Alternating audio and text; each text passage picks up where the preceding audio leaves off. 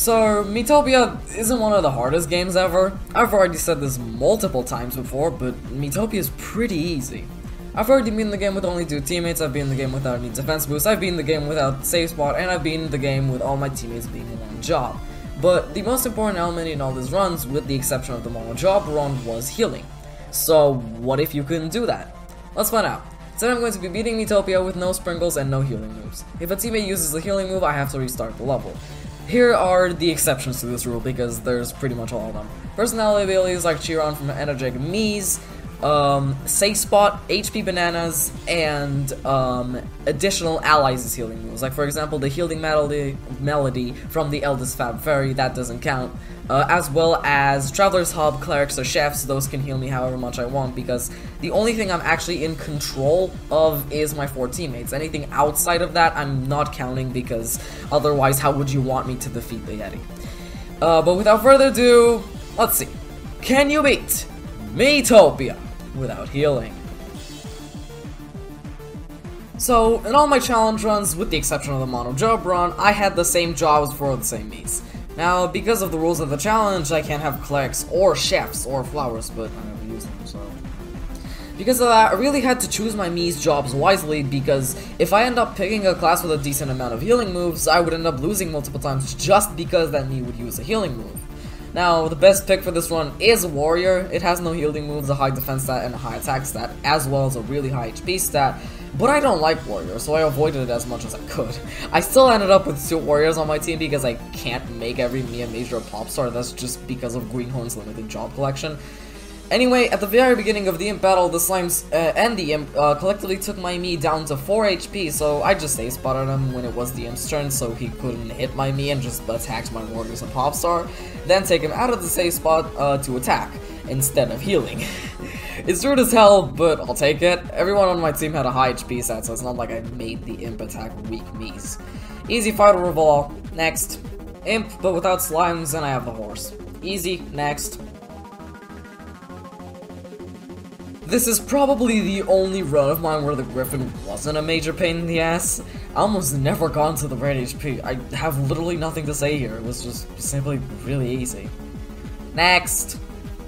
Alright, this is what we've been waiting for. The general is beyond annoying here. The AoE attack can absolutely shred you to bits. All you can do in this fight is just pray that he doesn't do the AoE attack. If he does, you're screwed.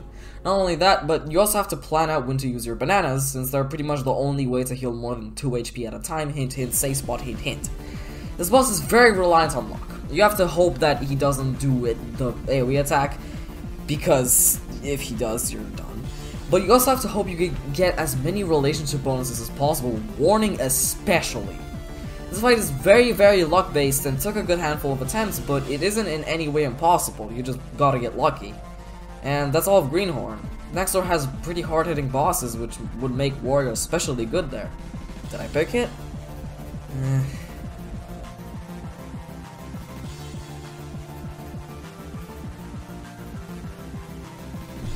So next turn. This world is usually a mixed bag in challenge runs. In stuff like the mono job run, it was really easy, while in defenseless and safe spotless, it was beyond a nightmare. Hint hint, Pharaoh safe spotless, hint hint. Here I picked the same job that I picked in safe spotless, Cat. My logic was simple. Cat's horseplay and sharpened claws. It worked in safe spotless, so it should here as well, right? Let's see. So the Cobra. Pretty simple, all things considered. Steve never got into the rare HP, and me and Maria had pretty low HP, so the safe spot always healed enough to bring us back to full health. It was a pretty long fight, however, it did make me a bit nervous for what's to come, because if this was a long fight, it's one of the easiest next door fights, then that's not a good sign. The Tina painting boss fight was a bit of a butthole for a couple of reasons. The first time I came to this boss, I could not beat it whatever I tried, so naturally I went to go fight the Cobra and Kind Golems, and then came back and wrecked it really easily. Bruh. The pyramid painting is where my logic from the beginning of Next Door broke. If I use Sharpened Gloves in one turn, I can't use Horseplay the next because I don't have full MP, and I can't heal because MP sprinkles. Because of this, I can't just wreck all Pyramid bosses with this combo. Nevertheless, I still managed to beat this boss pretty fast because Horseplay still obliterated most of it, almost completely actually, and in one more turn, I think actually 2 more turns, I don't know, it was already done. The key to beating this boss easily is to kill the sword first. That way, the combo attack doesn't have enough time to kill you because you just go at the sword, and because it has lower HP, it dies faster. Plus, for some reason, for like the 5th time in a row, I have no idea how this happens. The shield didn't block attacks for whatever reason. Pretty easy and straightforward fight. The Pharaoh is pretty simple in this run. However, something did bite me in the ass here. Maria. She used Sleep Tight, which forced me to reset because it's a healing move. Thanks a lot, Maria. The following attempts I kept safe spawning her because I was so paranoid of her using Sleep Tight. The latter half of this fight was a very drawn out and stressful safe spot limbo, which I somehow won on my 2nd try. Overall, one of the hardest fights in the run next to the General. On to Realm of the Fae.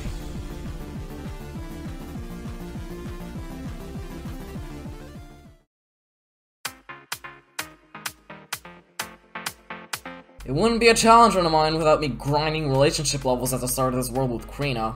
Nothing else of note. On to bosses.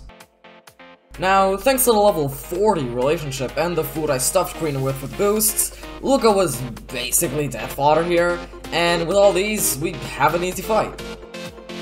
Once again, a really easy fight. I don't think I even got into the red HP. So far, so good.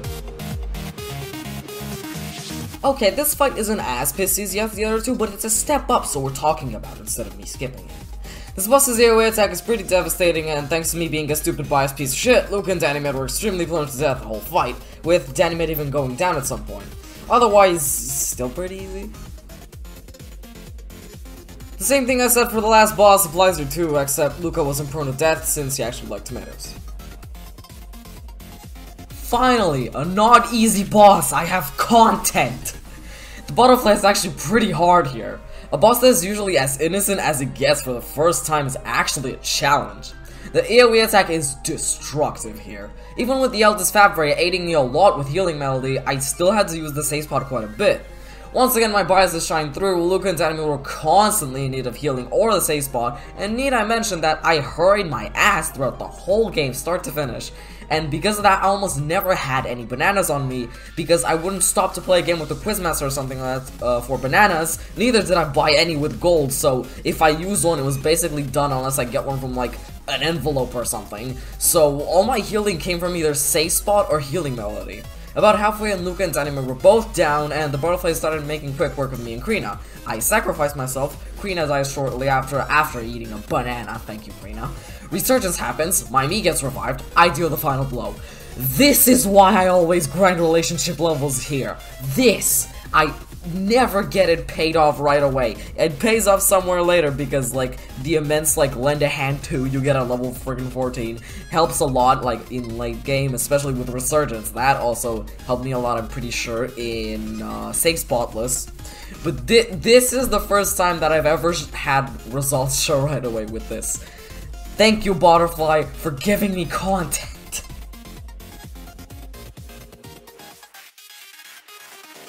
So Frog, I've always described this boss as Witch Slime with Stink Breath. This definition applies here perfectly. This little shit only stink breathed for the entire first half of the fight. Both times it almost wrecks me completely, but I luckily managed to hang in there and finish the fight. Not really that bad, but still, only stink breathing. You little shit. On to Carcaton.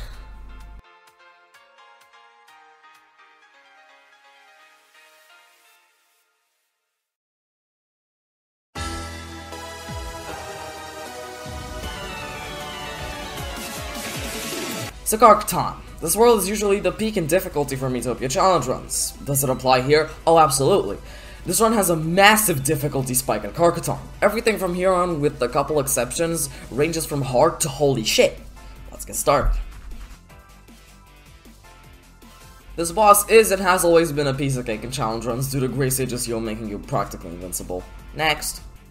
I waited almost the entire game for Science's Horseplay till I got it. I ended up getting it around the halfway mark of the fight. Great to just heal along with bananas did the healing necessary to win the fight, so I ended up barely using the safe spot, if at all. Pretty simple fight overall. I swear to God, horse, do something! The entire fight I didn't use any move other than the basic attack because I needed horseplay. I got it when he had like 2 HP left.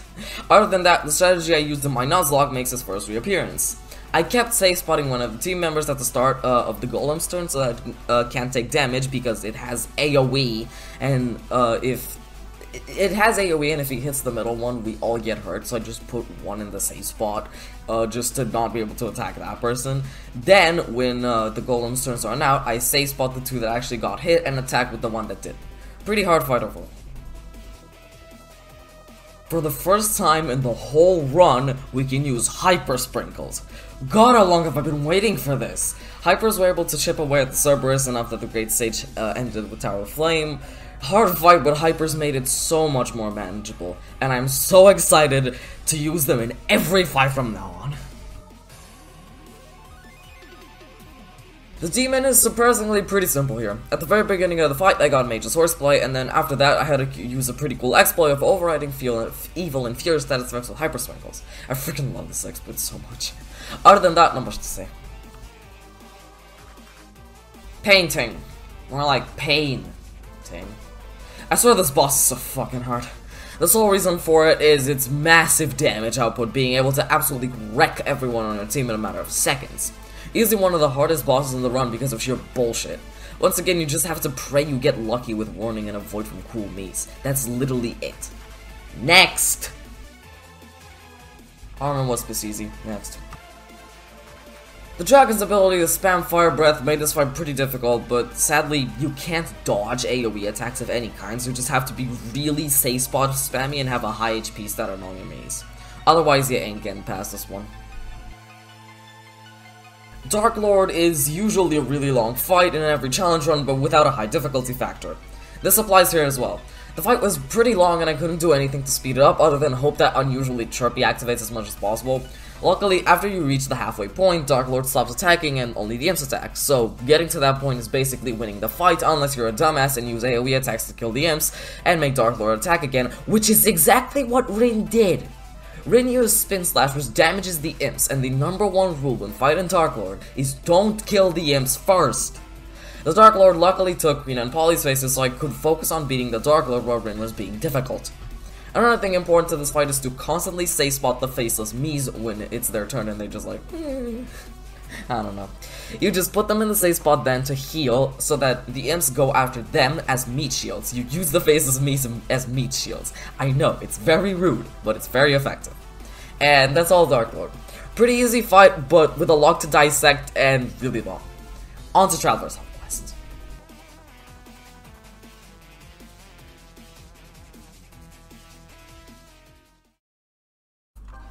The Traveler's Hub quests are usually as innocent as they can possibly get. In almost all of my runs they were extremely easy, only me covering like 2 bosses of them, and in Mono Job Run I skipped this whole portion. And yes, while most of them here are also really easy, one of them was actually really damn hard. So, let's get to that one. Holy god, the Yeti was so unbearable. As the very first Traveler's Hub quest the player would likely try, and with the fact that I have a Traveler's Hub Cleric with me that can heal me however much I want, this guy still managed to wreck my entire team every time I tried. A lot of people say this boss is a reskin of the General, and in no way is that more visible than here. This boss has the same bullshit the General made me put up with, combined with the freeze status effect, which just rubs salt in the wound even further. It's not even that bad, it's just an annoyance. After a lot of attempts, I realized that I desperately needed Horseplay at the very beginning of the fight, because otherwise I didn't have enough time to dish out enough damage before it wrecks me. After many, many tries, I gave up. So, in a vengeful mood, I went and beat the hamburger really easily, then came back to this abortion.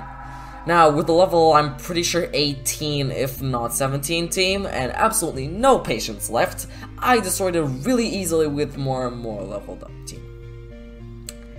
You know, this one made me really mad because I just thought to myself, I could have just done the hamburger and I would have been okay this whole time. The rest of the Traveler's Hub quests were extremely simple, thankfully. So, on to the skyscraper.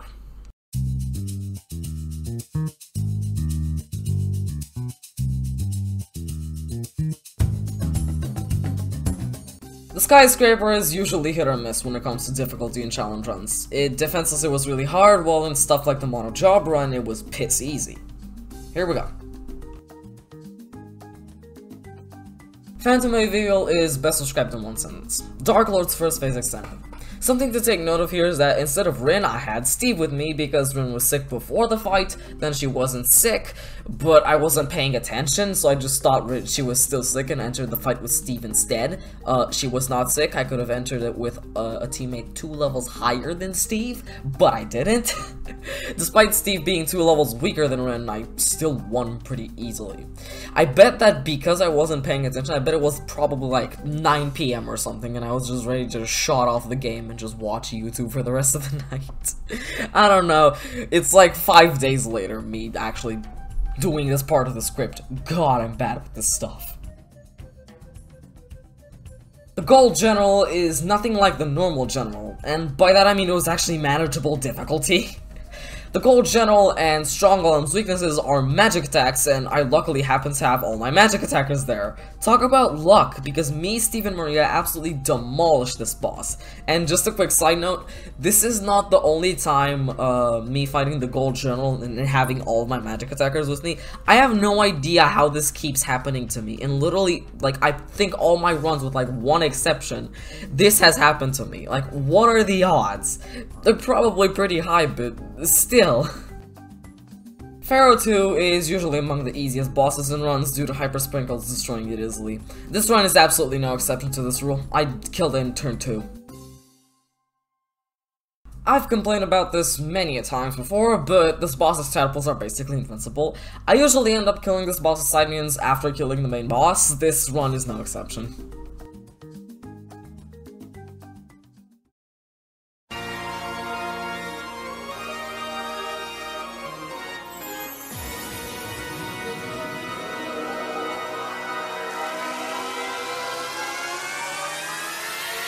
The Darkest Lord in this one is the most interesting Darkest Lord I've ever had.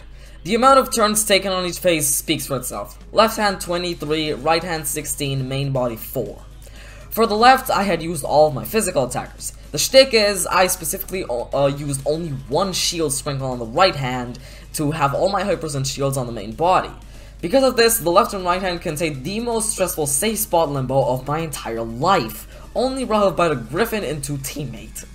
23 turns is a heck of a lot of time. The most HP anyone on my team for the left hand had was 70, and this thing deals 20 to 25 damage every attack. Because of this, my strategy was to safe spot Luca and Danny Man every turn and have them act as mostly meat shields while my warrior deals the actual damage. Because his damage output can't beat my safe spot, I had infinite HP and could chip away at it over the course of around 10 minutes. Because sped up like with the in-game speed up and without having to like choose the stuff and whatever. Without that, it's like 5 minutes. Enough said. Right hand is more of the same. It wasn't as bad because my magic attackers could deal far more damage to the hand as opposed to my physical attackers, especially when paired with an encore from Ayla.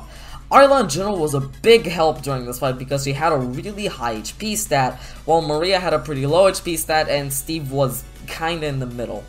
Thanks to Ayla's high HP stat, I felt pretty comfortable with letting the hand attack her. She was taken down near the end of the fight.